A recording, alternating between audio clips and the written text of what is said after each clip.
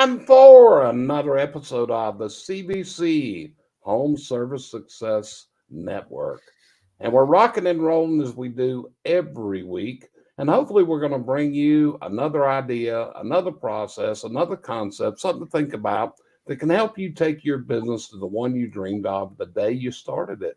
Or perhaps how you get to where all these other people you keep hearing about and all these rock stars that we see on Facebook and everything else, what's the processes they're using? And see, that's the whole thing. You got to come out of that comfort zone. And that's what we're going to talk about today is a tool that has become a big buzzword this year. Big buzzword. Everybody's talking about artificial intelligence or AI and how it's changing and how rapidly everything is changing. And it truly is. But in actuality, AI, artificial intelligence, it's not really new. It's something that's been out there for years. It's the way the world has changed over the past few decades and coming forward. You know, it's just like this computer that you're watching us on today. Cheryl actually went to computer school many moons ago when she graduated from high school.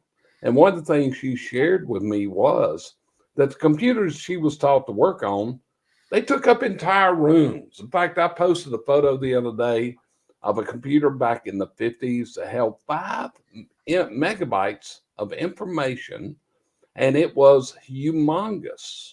And now we have simple little devices that we can plug into a computer that can add up to 1 terabyte of information.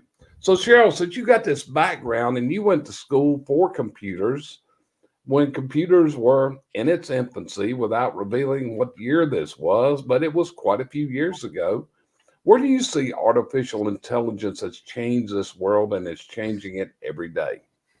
I'm not afraid to admit it. It was 1969.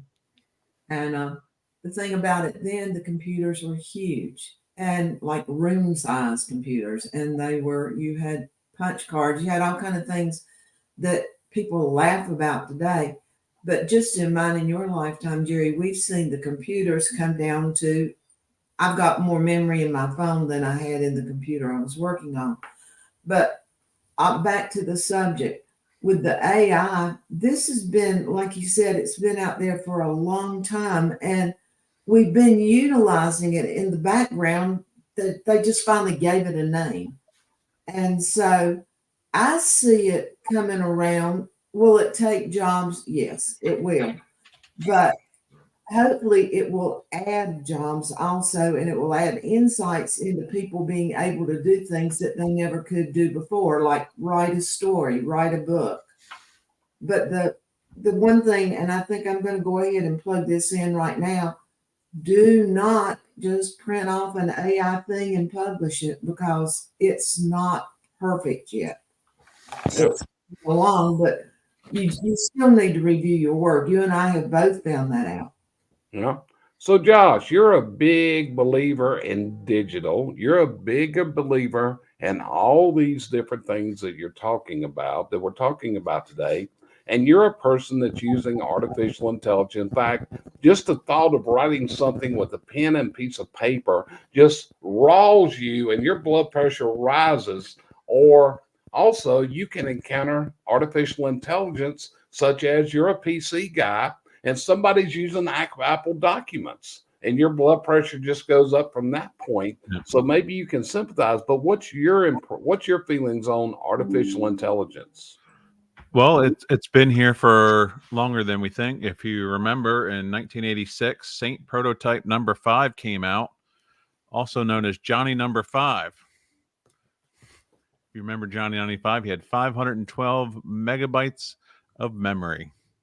Yeah, it did. So what's your feelings of where artificial intelligence is today and how can it assist people in getting to the next level? I mean, one of the things that you do, Josh, is you design and write digital knowledge bases for people where their SOPs are stored in a digital manner for recall. Okay, that's an enormous thing that you've developed and you perfected it very well. Yep. So what are the artificial intelligence tools out there today that people can work with? Well, obviously, Chat GPT is the hot one, and then of course Google has Bard with Chat GPT giving better, in my opinion, better information. These are writing tools. There's tools for um, there's even tools for listening and transcribing your phone calls through AI. And I was looking for it just as now, but Brandy turned me on to one called Tome the other day, where to help you write a PowerPoint presentation if you give it a subject matter. Which it's Cheryl just said, everything that is there has to be fact checked, because you don't know where they're getting their information from. Just say for our industry, there's not a lot of our trade manuals are not published online, so they probably may not have access to these trade manuals. Yeah. So where it's getting his information, it may be a start, but you still have to do your fact finding and do your research on it. Yeah, and it scares the hound out of a lot of people. And here's an interesting point of information. This is from an article written by a gentleman by the name of David Schilling. And what he said was that human knowledge is doubling at the rate of every 13 months now. And with the help of the internet, we are now increasing our knowledge, doubling it every 12 hours. The amount of knowledge out there to this world is it's doubling. And this is what's so hard about this, because of the information. And if you go further and read further from this and you do an understanding, Cheryl, what do you think that the human mind can read a minute? How many words do you think the human mind can read in a minute? 500. No, the actual rate is between 100 and 200 words per minute. That's the normal human mind. Now, here's the problem. When people read 100 to 200 words, how much do they comprehend and how much can they store for later recall? Josh, when I say those things, what does this tell you? I'm thinking 25%, if it's that much. It does. It's just like whenever I'm teaching a class, if I'm teaching an 8-hour class, I'm hopeful that they can take 20% out of the class. I'll be very thankful for that. It's one of the reasons we developed our micro courses, our tidbits on our learning platform, because we found that in short segmented training, the person listening can absorb and comprehend a much higher percentage of that. So, Josh, in today's world, what all can people do with artificial intelligence? Let's just take the program that you're very familiar with, which is Service Titan. How much information is automatically put together and assembled and presented by artificial intelligence that tells us how to operate our businesses? Well, with Service Titan, they have Dispatch Pro, so it'll help you just get scheduled jobs with the right people. They have something called Second Chance Leads, where it'll listen to your phone calls and tell you who you can call back and maybe book. There's even your Google review responder, something they have, where you just click on a couple buttons and it'll respond to reviews for you. Yeah, and all this is artificial intelligence. I mean, one of the things that I heard Service Titan had rolled out was the ability for artificial intelligence to actually listen to your CSRs, your dispatchers on the phone, and grade their performance, and actually send a note to a supervisor. You have a problem on line 1 with this customer, and somebody needs to take that over.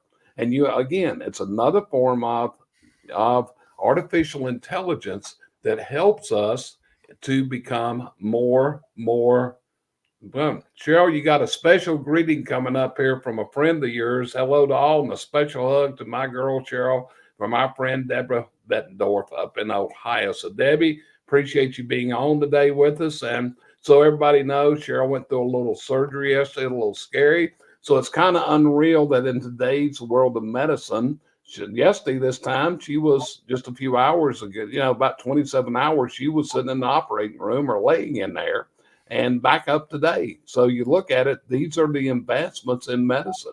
So Cheryl, you think there was a lot of artificial intelligence involved in the decision making for your surgery? I think it is. I mean, you can find a lot online. I will tell everybody out there, don't search Google when you've got a bad disease. You can go, I had breast cancer. We'll just clear that up. You don't search out breast cancer on Google because you can be dead or totally active. So anywhere in the middle. I had a hangnail that turned deadly one time on Google. It's unreal. But yeah, they've come a long way. I'm sure they use it. Things have changed in the operating room. I haven't had surgery in many, many, many years. And it was totally different yesterday. And I'm sure artificial intelligence has something to do about it. But I found a statement I'd like to throw out here that I was not near that aware of. And maybe you and Josh can lead on this.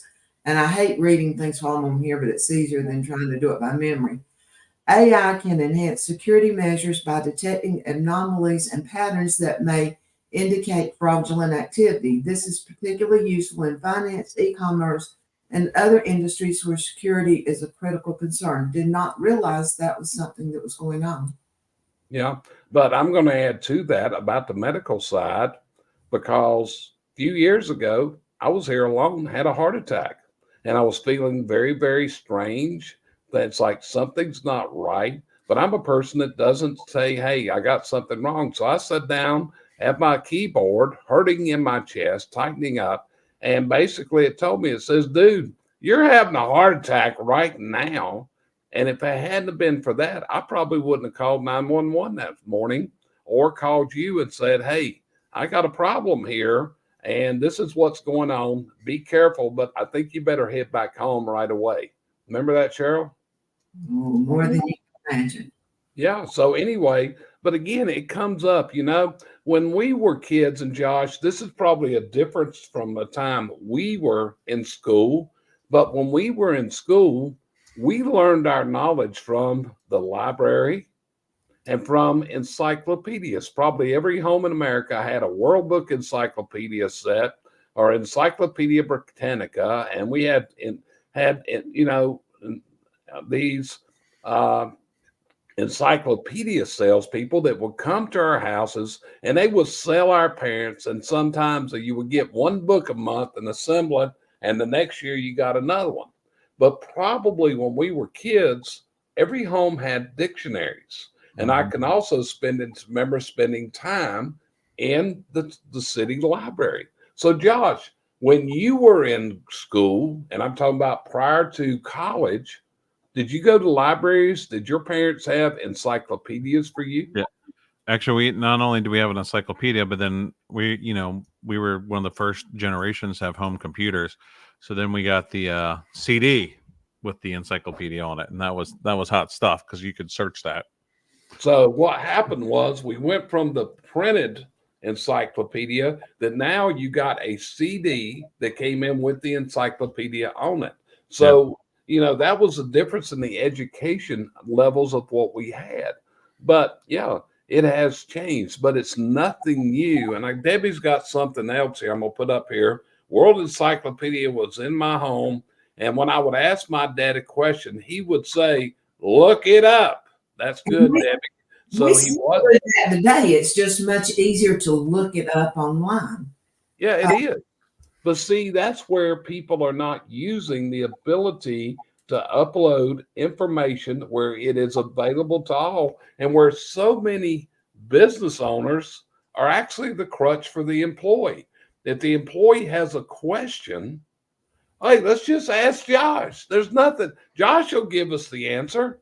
So, Josh, what's that like to be sitting in your office and you get three different people walk into your office on 3 different days and ask the same question? What do you do when you get in that situation? Oh, it becomes very stressful, and you start questioning a lot of things.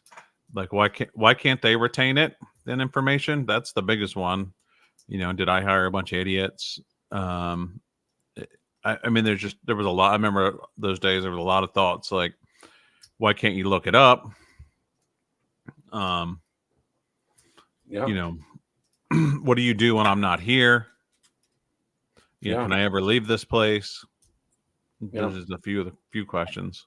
Well, I think that's Bob Ferrari. It says Facebook user, but the statement here, it says NCSG will have an entertainment AI on the website within a couple of weeks.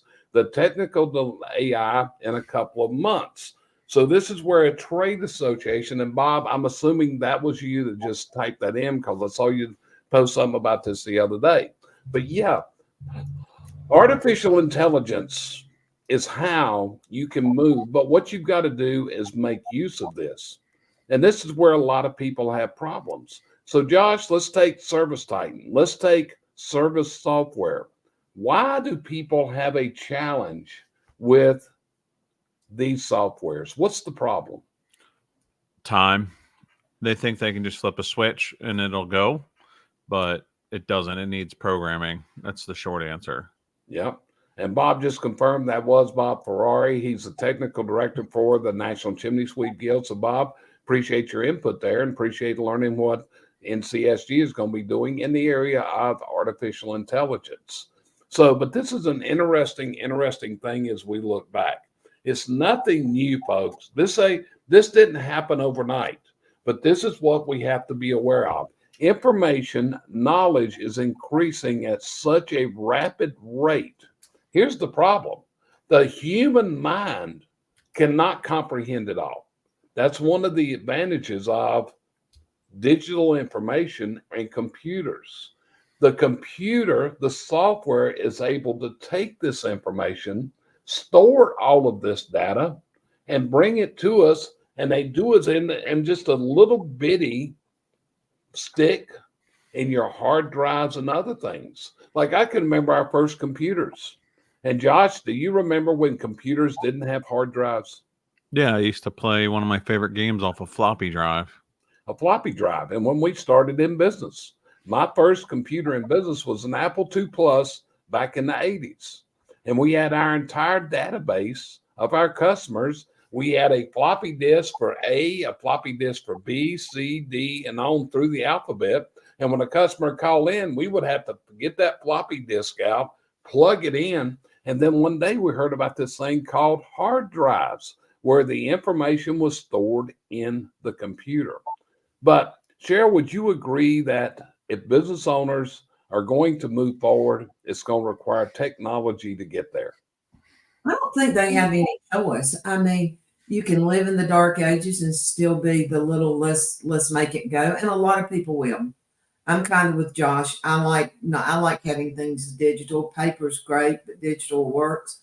But the little one-man bands, there's a little restaurant I frequent up here right up the street, and there's plumbers and electricians in there. They're still back in the paper ledger days. And so a lot of people are not taking advantages of it, but I don't think you're going to get anywhere till you do. Yeah, I agree, and it's there. So if people are scared of artificial intelligence, Josh, what would you tell them? Watch out for Skynet. Watch out for what? Skynet. Tell us more. What is Skynet? Skynet's the evil AI from Terminator, Jerry. Okay. Well, I've never seen Terminator, so I don't know what's that. So hey, what can I say? You know? Yep, that's everybody's worst fear is that is Skynet. You know, Yeah. all the world's nuclear missiles and wiped out most of the human population. Okay. So if I was a computer, I would instantly know if you'd have typed those words in what Skynet is, I bet, right? No, I'm sure. But when you get my age, Josh, which you will one day if you're lucky, you're going to have to search that brain. It's going to become a whole lot harder as you get older. You realize that? Yep, it's happening. Yeah. But it is a smart move. If you're going to be successful in the business in the future, then folks, technology can be the tool to get you there. If you're not using technology, face it, it's hard to find people to do many tasks out there. So Cheryl, when you're looking for new hires for people for the companies that you're recruiting for, how important it is for these prospects that you interview to be able to use technology. Uh, especially anything in the office, especially because that's kind of the core of movement. But the as far as the techs in the field, I'm not as familiar with Service Titan as Josh is, but I'm assuming there's a load of information that's transmitted over that between the company that makes it run smooth and keeps everybody connected, the office, the owners, and the technicians. Yeah. And I just flashed it up because Debbie typed in that she had no idea what Skynet was either, Josh. So see, You should have seen everything running through my mind when he said it. See, she may be too young. She may be out of the age range. She may now you just cut, buddy. She may be. So you're saying Debbie's too old? No, I said too young. Too young. Okay. No, she's not too young. She's probably about your age, Josh. Maybe a little bit older than you. Okay. So anyway, Josh, what would be your closing words on artificial intelligence? It'll definitely use it as the time saver because, like, I subscribe to Adobe, which has AI, and I can type in a few words and pull up images, to use in ad script and things like that. So I don't have to do that. So I can try and describe it well enough, hopefully the AI can do that for you. Yep, and it is. And that's the whole thing. It's like, Josh has a task right now he's working on. And probably finding artificial intelligence can help you with that task you're working on right now would probably be a godsend to you, wouldn't it, Josh? Oh, yeah, absolutely. Yeah, there you go. Cheryl, any closing words from you on artificial intelligence? I had a fear of it in the beginning. I mean, there's always that fear of all information being out there. But as life goes on, we realize we can't remember what happened 10 minutes ago. So it's really nice to go. I remember things that happened years ago, but 10 minutes ago is a little foggy some days. But it's nice to be able to type in a few words, even if it doesn't give you the whole clip, the whole thing, it gives you enough to work with. So it's been real helpful to me, and I'm not in anything near like Josh is. Yep, and that is. And Cheryl, I think one of the things that you explained to me some years ago about computers could help anybody. Because, I was pretty much a novice with computers. I know how to turn it on. But be honest with you, I traveled to teach and used to have Cheryl go along just in case my PowerPoint didn't work right. So I had to bring her with me in case the computer went out during the seminars. Like, I got to have somebody here to take care of it. So anyway, but she explained to me one day, it's like, Jerry, a computer is no more than a really big file cabinet. And all this information goes into the file cabinet.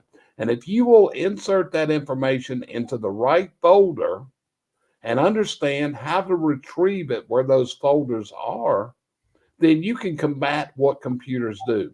So, Cheryl, would you still hold to that advice today? I do. I mean, we were always taught junk in, junk out. So if you've got the right information in there and you know the location or with search and you've got your search bar, the biggest thing's forgetting what you labeled it. But if you've got any memory of what's going on, it's still all in there. And if it's not, it's in the sky. Even if your computer crashes, you've got it all up in the cloud. Yeah. So let's go a little deeper, Cheryl. Here's another question for you. And you told me this was some of your problem in computers, that you used to work with something called DOS. So tell people what DOS is. How did you face moving from DOS and what replaced DOS? DOS was there when I first got in and I was doing bookkeeping in it. It's more of a numerology thing. I guess the best way I can figure it out. I knew how to work it. I just didn't know what it was. I learned a lot by trial and error. But then when I went to bookkeeping in the way it's set up now, it was kind of like a kid's game. I mean, it was like a toy. All you did was push a button. When you did DOS, you had to go through the steps to get where you're going. Then it went to this, you pushed a button and you automatically got where you were at. And I used to call it was kind of like kiddie porn or something. You got through it too fast. Hey, I had to give it a name, doll. Okay. Like in years ago. But it was just so simple after we got out of dolls. Yeah. And there's our girl Brandy. She's absent today, playing hooky again. Said she had a class to go to. You know, we're just gonna have to take a word. But Brandy, glad you could tune in here with us for just a minute there today. But you know, it takes me back. And Josh, you may remember this, but in 1984, do you remember what was introduced into the world of technology in 1984? I was 4, so no. Okay. So anyway, 1984 was the year that Apple rolled out the Macintosh computer. And what they had is they had a television ad that only appeared one time during the Super Bowl. And what it was their launch of their Macintosh computer. They had a group of people sitting there in the room, and all of a sudden somebody came in with a sledgehammer and they threw the sledgehammer up at the screen and destroyed the screen. You can actually go find this on YouTube. But what they called it was the advent of new technology with the Macintosh. And Josh, I think one of the things that amazes me is you're a PC guy and not an Apple guy. And a lot of these techies today, they're Apple people. So why do you stay with the PC type of computer? I can just work it. It's reliable, and it's it's in my budget. That's one of the big things is those Apple devices are, in my opinion, overly priced. I'm also pretty vertically integrated with Google apps, with Chrome and Google browsers and things like that. So it makes a lot of sense for me. So I can search, like Cheryl was talking about keyword search. I have gigabytes and gigabytes of files because I pay for a premium Google subscription. I have a search program that will actually search inside the documents to find them as well. Yeah. So that's a big thing. So technology that's available today, it can be used on any kind of computer system that's out there as long as you have the memory to support that system, which is the big thing today, which is the memory, as we found out, because I ran out of memory in my other computer. And then the amount of memory it takes to hold all my stuff, Cheryl had to go in and install an external T into this computer to give me the storage capacity, because that's telling you how much information your computer has, how much it takes for some of these softwares to work today. So, Cheryl, if we go back in the 80s, what was the average memory on these early computers that we had in the 80s when PCs and Macintoshes were first coming out? Do you know? In the 60 gigs. In the 60 gigs. And now we have them that go how high? Up to a T-byte. Well, a T and a half now is the one that I saw the other day. Let's tell everybody, what does a T-byte mean? How much memory is that? Is it 100,000, Josh? Well, if you remember, like Johnny 5 ran on 512 megabytes. Yeah. My computer, so there's 1,000 megabytes in a gigabyte and 1,000 kilobytes in a megabyte, and so then there's 1,000 gigabytes in a terabyte. Yeah. So, the first AI ran on 512 megabytes. Well, in my words, that all bites, but it's what you got to do. So, folks, here's my advice. Figure out how to use technology. Technology can take you to an entirely new level. Technology can allow you to track and measure your business to no end. Somebody just put in my first computer was 40 megabytes. Okay. So use the technology that's out there. Technology is what's going to take any business into the next level. And Debbie put in, it bites. Yep, it does, Debbie. So we're in agreement here on what we're talking about. But with that, we want to thank you for joining us this week on this episode of the CVC Home Service Success Network. And if you're watching us live, we appreciate you being here. If you're watching us on the replay, hey, we appreciate that also. We are CVC Success Group, and our mission, our goal is to help people just like you take their businesses to the level in which they envision. Often you just need a strategic plan. Often you just need a mentor to assist you through. And that's what we do. We provide you that strategic plan to move there, and we're beside you every step of the way to help you get to your goal business dreams. So appreciate you joining us. We'll see you next week. Hopefully, Randy will be back with us next week. She is committed to being on next week. So next week, we're going to have a really interesting episode here on something we call the stay interview. Cheryl, tell them a little bit about what a stay interview is. A stay interview is something you do with an employee you have on a regular basis. We have exit interviews. That's where you interview them when they're leaving. The stay interviews, you're interviewing while you're there to find out what they like about their job, what they dislike about their job, and different other questions that you ask that hopefully you can find the answers that will help you retain that employee. Because a lot of times, just in general conversation, they won't come to you and say, I dislike this. But in an interview like that, they'll let you know. And we're starting them with a lot. I mean, I've got 4 next Monday and 4 next Thursday. Yeah. So Yeah. it just helps you know what's going on in the time frame that you're living in, not in the future. Right. So what we've decided to do here at CVC, we are now offering this as additional service that Cheryl will be providing of actually doing the stay interviews. I'm going to credit Brandy. She's the one that came up with this idea. We've actually done previous broadcasts on this. So plan to put us on your schedule. Tune us in next week here on the CVC Home Service Success Network as we go into a discussion about stay interviews, what they are, and how you do them.